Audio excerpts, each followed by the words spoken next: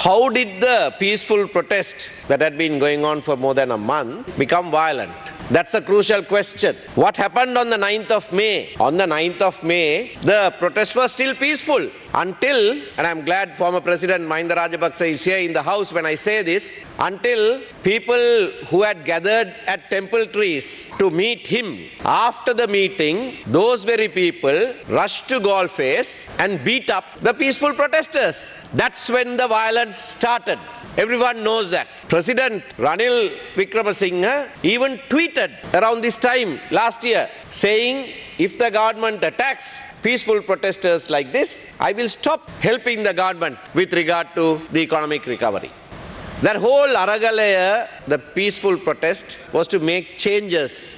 People were disgusted with what was happening in the country. The status quo with regard to political power and how that was being used. That is why they wanted then incumbent Gotabaya Rajapaksa to leave. Second request was for the 20th Amendment to be repealed. Third, for the executive presidency to be abolished. Now, I have heard many people say, including the president, that the peaceful protest was hijacked by some people. Maybe it was hijacked, or it seemed to have been hijacked at that time.